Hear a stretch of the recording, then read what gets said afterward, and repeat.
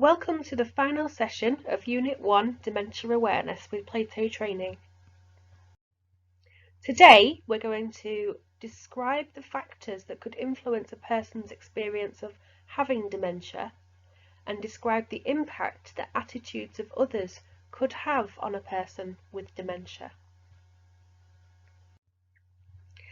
As always, please keep your eye out on the right hand side for which question the slides are relating to.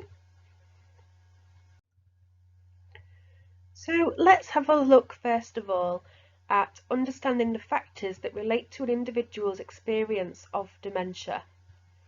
So having a diagnosis of dementia doesn't mean that someone should have to change their whole life and start living in a different way.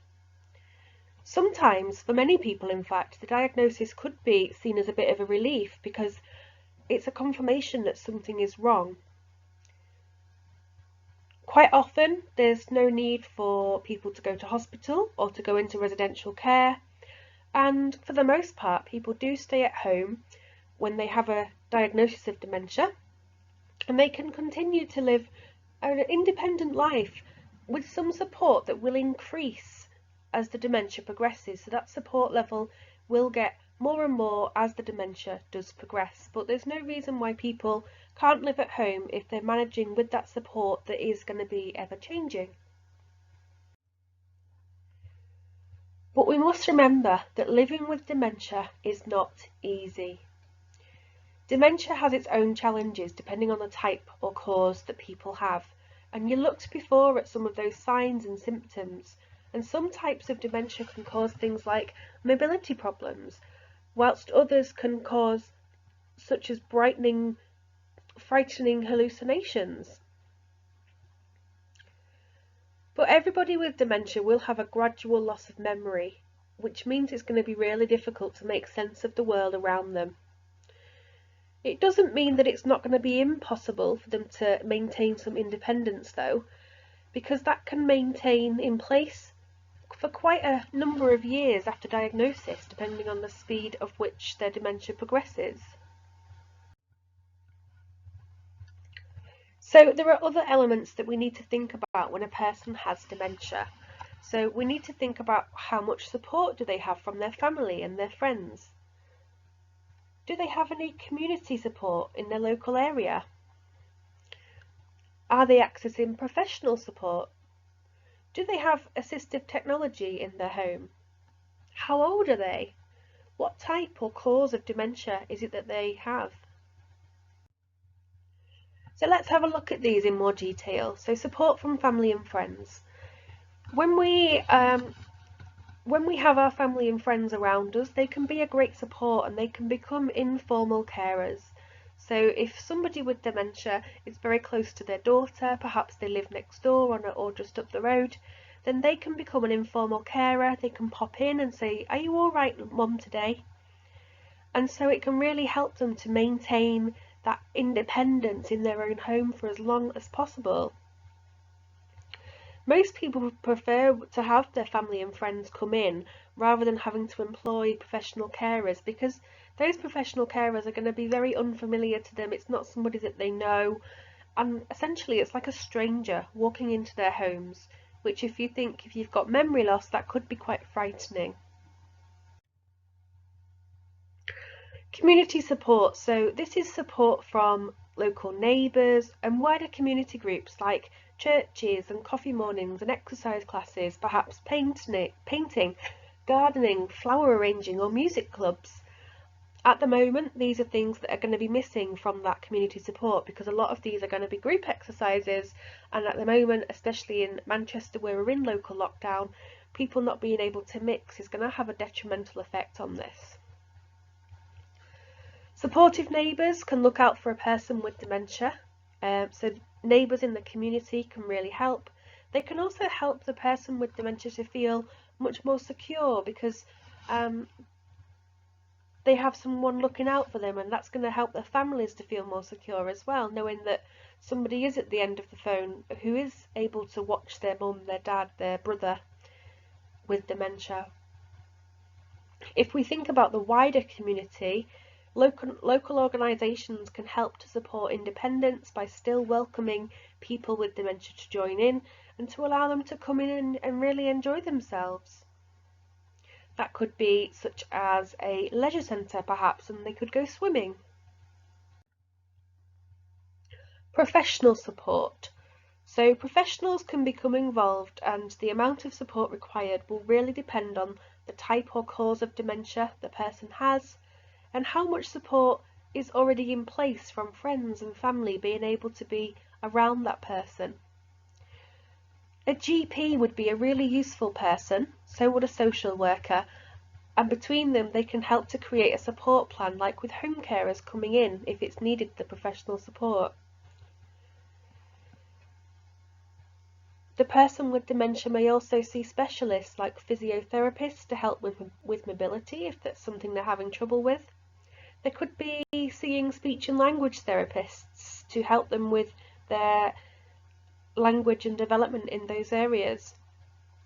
They also might have special dementia carers or admiral nurses, who are special nurses who come out to see people with dementia. Assistive technology. So when we're talking about assistive technology, we're thinking about the advances in technology that can offer a level of care and support. So things like monitors. So there are monitors available so that you could find out if a person has moved from one room to another, which could be quite useful at night if somebody is wandering at night. There are also systems in place to alert if somebody has left their front door open or if they don't get out of bed, and this could be connected to a home care agency, or it could be connected to a family member that they're close to. You often see people in elderly care with a necklace, they call them pendants, around the neck, and it's just on a piece of string, and it's a white cover with a red button in the middle, so if they were to have a fall at home they could press the red button and that would alert whoever is receiving that call, be it a family member. But the assistive technology for people with dementia, obviously that would still be a useful tool, but it can go one step further with the monitors and alerts to find out if somebody's left their front door open. That's really good for safety. Let's think about age. So most people that have dementia are over 65, but there are some people that are under 65. 16,000 of people who have dementia are below 65. So anyone who gets dementia below 65 is classed as having early onset dementia. So life for somebody with very early onset dementia is very different, because if you think about yourself right now, if you were to get dementia tomorrow, next year, or maybe even in the next 10 years, your life as it is and your life within the next 10 years, you wouldn't be expecting to get dementia. You'll still be working, you'll be earning money to run your house, you'll perhaps still have children that are very young, you might have a partner, a husband who, although you're very much in love, you didn't sign up to be one another's carer in 10 years' time. And it can be very difficult if somebody is having early onset dementia, because they're at a completely different stage in their lives.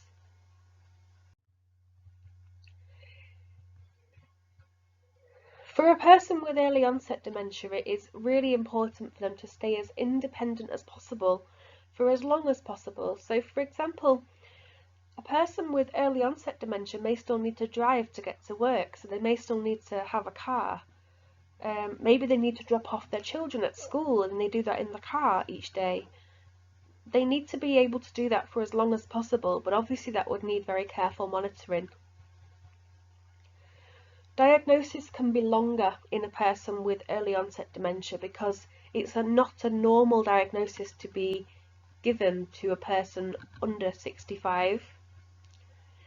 Also, if you think about it, if you think about yourself again for a moment, the support for younger people with dementia is difficult because it caters for people's interests. And if we go back to what we were looking at before, those ideas of community support were things like flower arranging and music clubs, but the likelihood of a person in their 70s, 80s or 90s wanting to listen to similar music to perhaps something that you're into. Maybe it's, I don't know, drum and bass, dance music, whereas in comparison they might want to listen to 1940s music, which is very different.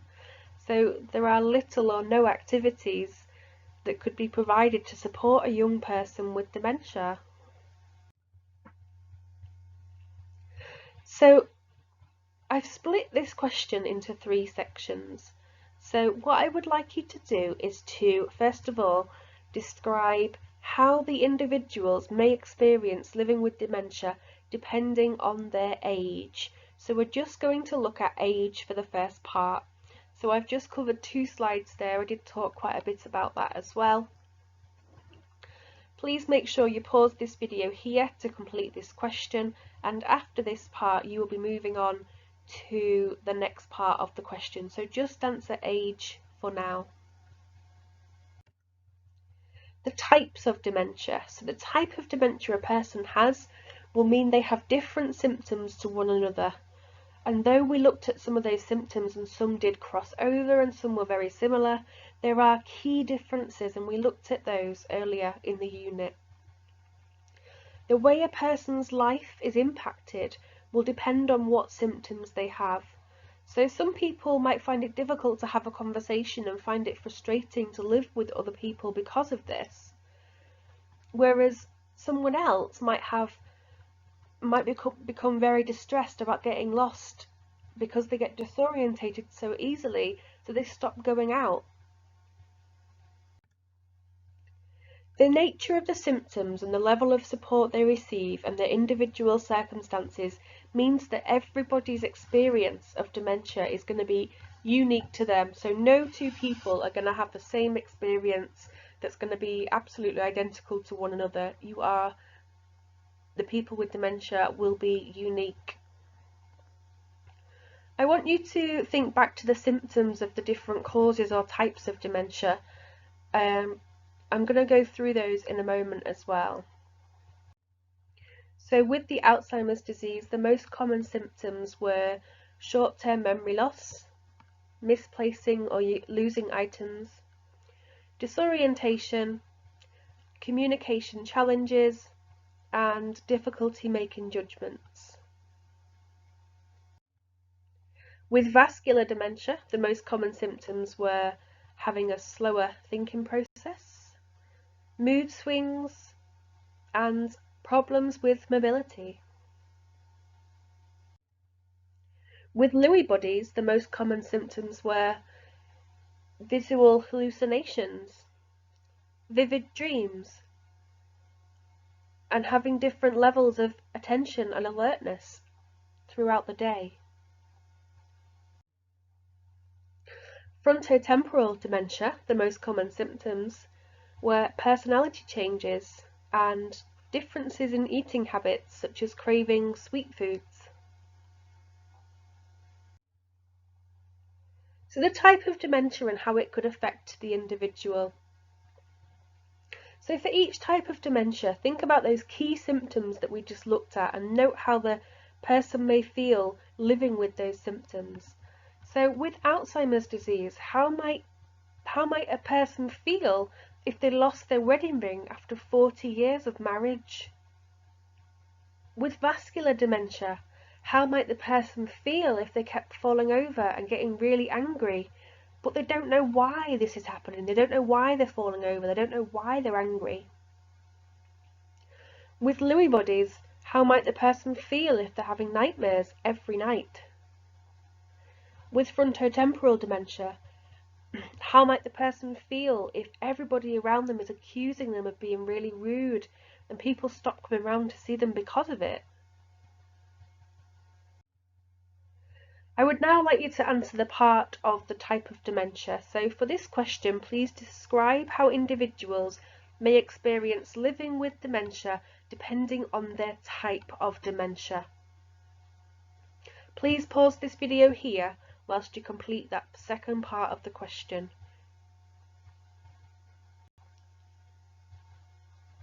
We're now going to have a look at the level of ability and disability. So with dementia and learning disabilities, dementia generally affects people with learning disabilities in similar ways to the way people experience it without learning disabilities, but there are some key differences. So with a learning disability, especially people with Down syndrome, people are at a higher risk of developing dementia. So we previously looked at this and we said people with Down syndrome are likely to show symptoms of Alzheimer's disease in their 40s and 50s. Sometimes people with learning disabilities will show symptoms in the early stages of dementia, but they're also more likely to have other physical conditions which are not well managed, so those symptoms can be maybe mistaken for dementia. People with learning disabilities are less likely to receive a diagnosis of dementia, especially a correct diagnosis or early diagnosis. And likewise, if they do get a diagnosis, they're very unlikely to understand what that diagnosis means for them. So people with learning disabilities could experience a very quick or rapid progression of dementia, although this can be complicated by difficulty or delay in diagnosis. So as we looked at on the previous slide there, it could be very difficult for a doctor to diagnose a person with a learning disability with dementia because there may be other elements of their health that are showing symptoms similar to dementia. So although it looks like the person is developing a rapid onset, it could be that there's been such a long delay in their dementia that they've entered the middle stages by the time it's been diagnosed. People with learning disabilities could be non-verbal already, or they could lack communication skills, so they may have already learned different ways to communicate. They may already be receiving social care in the family home. They might be living in a supported living environment where they have carers who come in to help them to live independently in their own flat. People with learning disabilities will need specific support to understand the changes that they're experiencing, because it's going to be brand new to them and it's going to be very difficult for them to understand what dementia may mean for them. So it's really important that they get access to the appropriate services as the diagnosis progresses. There are some specialist services for people with learning disabilities, but there are also general services for older people where they could gain this support. I would now like you to answer the third part of that question. So, describe how individuals may experience living with dementia depending on their level of ability and disability. So we're now working towards question 2, the attitudes and behaviours of others. So there are plenty of stereotypes about dementia. There is still a belief that it's a death sentence and that people with dementia cannot live a full and meaningful life. As one man once put it, they expect that we sit in chairs dribbling and are very surprised when we're not.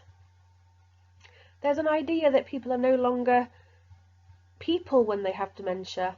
People may say, oh, she's just a cabbage, or oh, she's no longer the person she once was. But people with dementia are still people. Exactly that, they are still people. There's just some changes in the way they see the world, and it's our responsibility to make sure that we relate to that. We previously looked at the medical model and the social model, and the attitude of staff will vary because some professionals will view dementia as a medical condition, like we looked at in the medical model. We're now going to have a look at some scenarios and think about how each of the people with dementia might feel with the different attitudes and behaviours. So case study 1 is Victor. Victor Edmonton is 93 years old and has Alzheimer's disease, and he lives in a nursing home. Victor was a bricklayer by trade and spent his weekends out on his motorbike with friends. He was a heavy smoker. His wife died 5 years ago. He has a son in his 70s and he lives in Canada. The Alzheimer's disease is in the later stages and Victor is now very frail. He's confined to a bed and has no bowel or bladder control, so he uses incontinence pads. He requires help to eat and drink. Victor experiences severe memory loss, problems with communication, and daily activities. He now has to rely on others for all of his care. So staff caring for Victor have noticed that he doesn't respond at all when they provide care for him and when they're telling him what they're doing. He can no longer communicate other than quiet mumbles or groans. So how would Victor feel if... Attitude 1. How would Victor feel if staff stopped talking to Victor when providing care? They are fed up with him taking them for granted and ignoring them, so they said they may as well stop speaking to him and just chat amongst themselves instead. But how would Victor feel if staff have noticed that he doesn't respond when they provide him care, but continue to speak to him and tell him what they're doing, so that if he is aware, if he knows what's happening, and then he knows what's happening and they feel that this will help to comfort him? Rachel Bloom is 41 years old and has early onset dementia caused by Huntington's disease. Rachel lives with her husband Alan and two sons, Josh, 12, and Jake, 10. Alan loves his wife dearly but finds the disease very difficult. Rachel has home carers 4 times a day to meet her needs, as her dementia is in the middle stages where memory, communication and routine is affected. She also struggles to remember to go to the toilet, so she uses pads. Rachel was a housewife but previously cared for her mother and her auntie when they developed the disease. Her symptoms began in her late 20s and she was devastated by her diagnosis. Rachel lives at home with her family. The carers visit 4 times a day, but sometimes it's different carers depending on the staff rotas. Rachel doesn't mind and she appreciates the help. How would Rachel feel if a new carer arrives to help Rachel to go to the toilet and change her clothes and pad if required? The carer does not introduce herself, does not have her ID badge on, and says she needs to be quick because her son has a sports day in 10 minutes. How would Rachel feel if a new carer helps to arrive Rachel to go to the toilet and change her clothes or pad if required? The carer introduces herself immediately, shows Rachel her ID badge. She asks Rachel how her day is as she helps her. Mohammed. So Mohammed Ahmed is 86 years old and has vascular dementia and type 1 diabetes. Mohammed's symptoms developed suddenly because of a large stroke 6 months ago. He used to be a shopkeeper and was a very kind person. However, he is now agitated easily due to his dementia. This upsets his wife. Mohammed is Muslim and is originally from Pakistan. He moved to the UK in the 1960s for a better quality of life. He speaks Urdu as his first language and can use some key phrases in English. He lives at home with his wife, his son and his daughter-in-law. His daughter-in-law is his main carer. Mohammed's family have a training instructor in their home for an hour to help them to meet his care needs at the family home. How would Mohammed feel if, in front of Mohammed, the instructor asks, "Wouldn't it be easier to put him in a care home, or is it because he's Muslim that you do it all yourself?" How would Mohammed feel if the instructor introduces herself to Mohammed and explains why she's there? She smiles and asks if he has any questions before starting the session. Let's look at Tilla, case study 4. Tilla Cohen is 70 years old and has lived in a residential care home for 2 months. She has Parkinson's disease and dementia with Lewy bodies. This has caused her problems with memory loss and makes her keep displaying challenging behaviours. She also has mobility problems such as balance and stiffness and had to move into care as she had a fall at home, resulting in a hospital admission. Tilla is Jewish. She is originally from Israel, so her first language is Hebrew, but she speaks fluent English. She moved to the UK to work as a teacher. She has a husband who lives in their marital home. She has 2 grown-up daughters and 3 grandchildren. Tilla's husband comes to visit her at the care home where she's been living for 2 months. He asks a key worker how she's been lately, as she was very confused when she first moved in. How would Tilla feel if, in front of Tilla, the key worker responded, "She still doesn't have a clue where she is, and I'm not sure she ever will, to be honest. She keeps asking for a mum and cries loads, then shouts at us, so we just leave her to it until she's calmed down. How would Tilla feel if, in front of Tilla, the key worker responded, Tilla, shall we tell your husband what we've been doing? Remember the other day when I got a piece of paper and a pencil and you seemed to enjoy making lines on the paper? She turned to her husband and said, It made us smile. This comes to your last question of the day, so outline the impact that the attitudes and behaviours of others may have on the individual with dementia. For this question, you may wish to use the case studies that we just looked at to help you to develop your answers, because I think the attitudes that are highlighted there and the contrast between the two attitudes on each case study may help you to see how people with dementia could still take things in and how that might make them feel. This is the end of your session for today. You should now be able to describe the factors that could influence a person's experience of having dementia, where we looked at age, the type of dementia they have, and their ability or their disability. And you should now be able to describe the impact the impact that attitudes of others can have on a person with dementia. Thank you.